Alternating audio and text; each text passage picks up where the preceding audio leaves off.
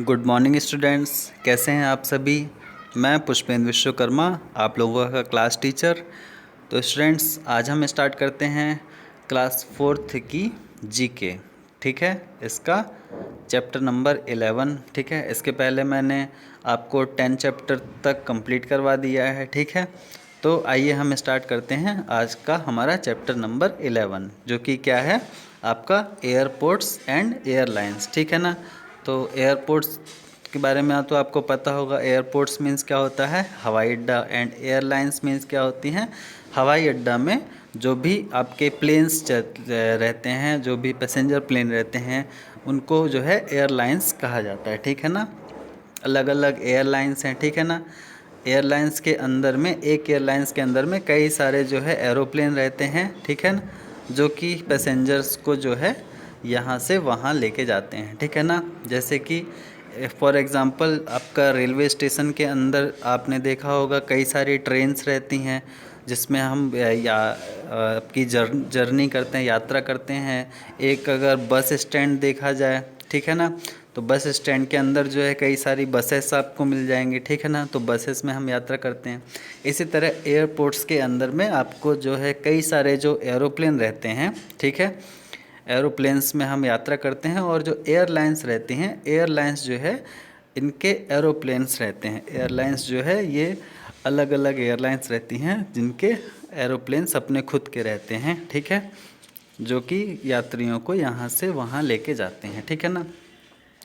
तो क्या लिखा हुआ है, every country has a specific name of it's national airlines. तो हर एक जो भी कंट्री है उसका खुद का स्पेसिफिक नेम का एयरलाइंस रहता है। ठीक है, match the countries to the name of their national airlines respectively. यहाँ पे आपको जो है, यहाँ पे कंट्री नेम दिया गया है और उनके एयरलाइंस के नाम दिए हुए हैं, तो आपको यहाँ पे मिलाना है। ठीक है, तो यहाँ पे क्या लिखा हुआ, फ्रांस। तो जो फ्रांस की एयरलाइंस है उसको क्या कहते हैं, एयर फ्रांस कहेंगे। ठीक है ना, तो ये आपका फर्स्ट नंबर में ये हो जाएगा। ठीक है, इसका जो ग्रीस की एयरलाइंस है, ग्रीस की एयरलाइंस को क्या कहा जाता है, यहाँ पे क्या लिखा हुआ है, ओलंपिक एयरवेज। ठीक है ना, ग्रीस की जो एयरलाइंस है वो ओलंपिक एयरवेज होगी।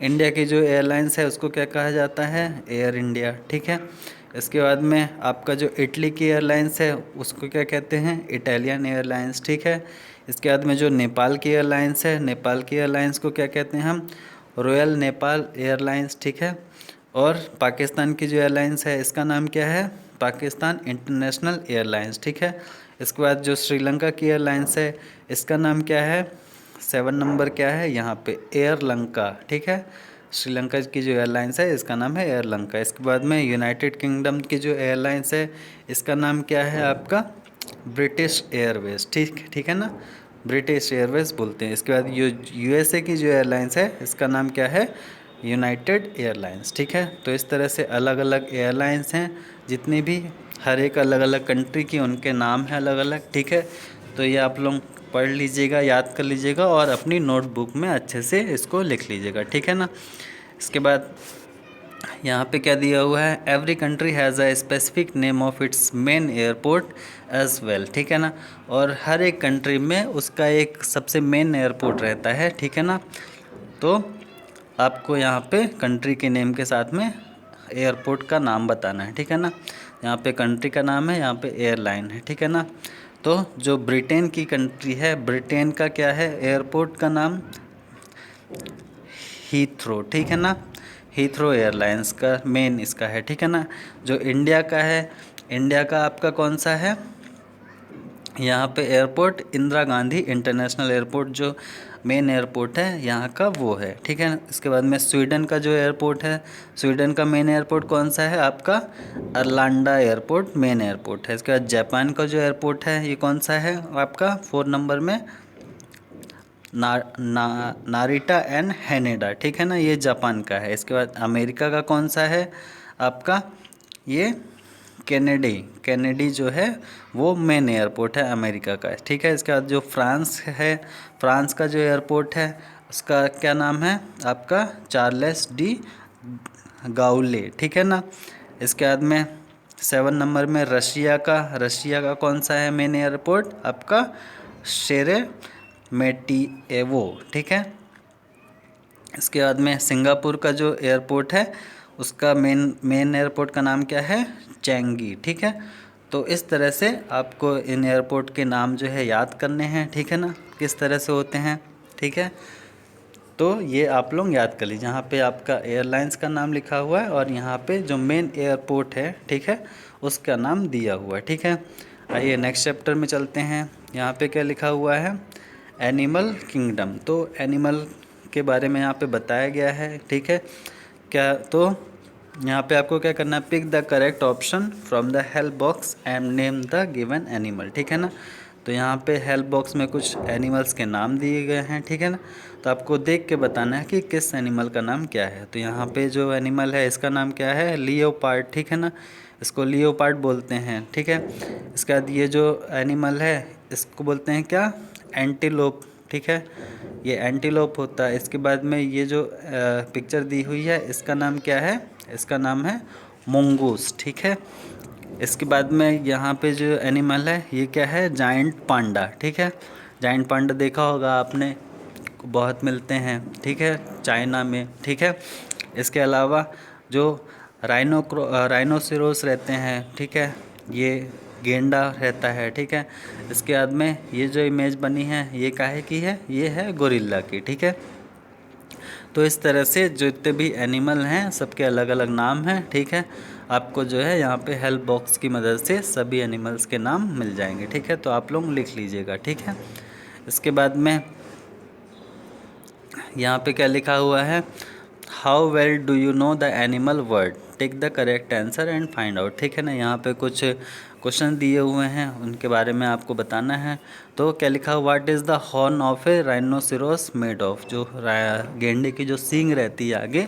ठीक है, यहाँ पे देखिए ये दी हुई है, ये किस चीज़ की बनी रहती है, आगे जो सींग रहती है इसमें, तो किसकी रहती है, ये हेयर की रहती है। ठीक है, इसके बाद में which of this is a cold blooded animal, cold blooded animals इनमें से कौन सा है, तो क्या है, फ्रॉग है। ठीक है, इसके बाद में which member of the big cat family has species called the Indian and T.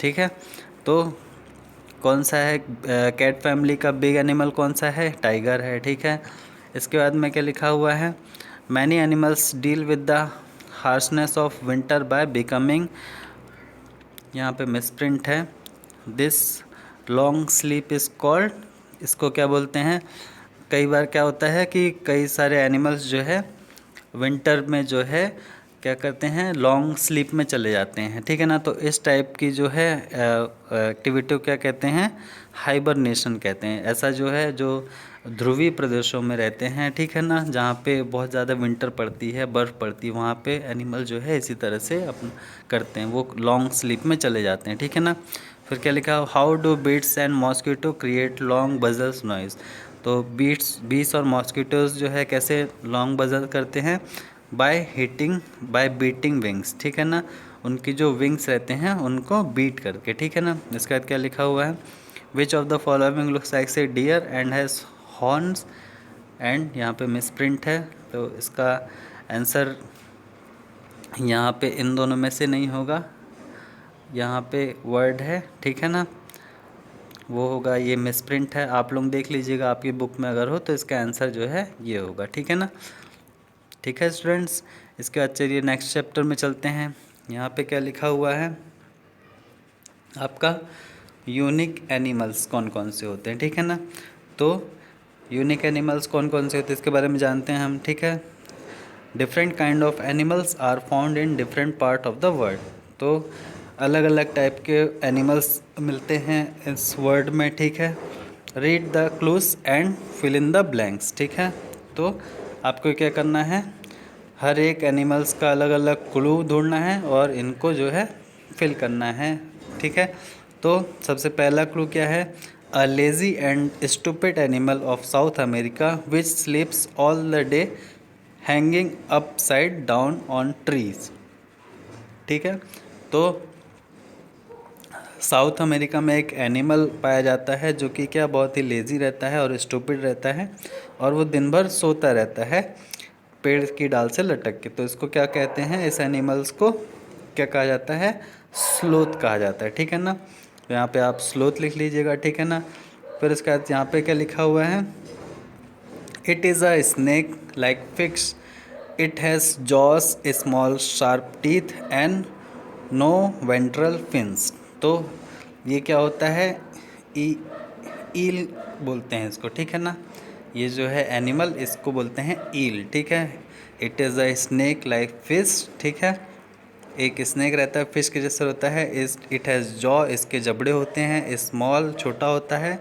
Sharp teeth होते हैं। एंड नोवेंट्रल फिन्स भी होते हैं इसके, ठीक है। तो इसको क्या कहा जाता है, ईल कहा जाता है, ठीक है ना। ये क्या है, ई और एल, ठीक है, ईल कहा जाता है इसको, ठीक है।